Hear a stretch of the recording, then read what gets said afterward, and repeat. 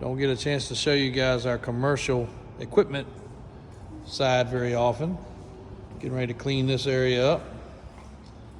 But plenty of different shapes and sizes of equipment for sale. Tractors,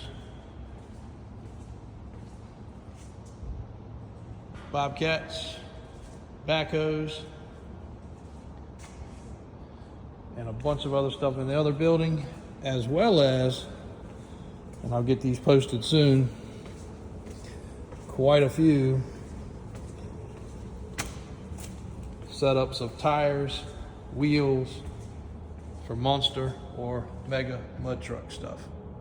So stay tuned for that to be posted shortly. Lots of cool setups. Thanks, guys.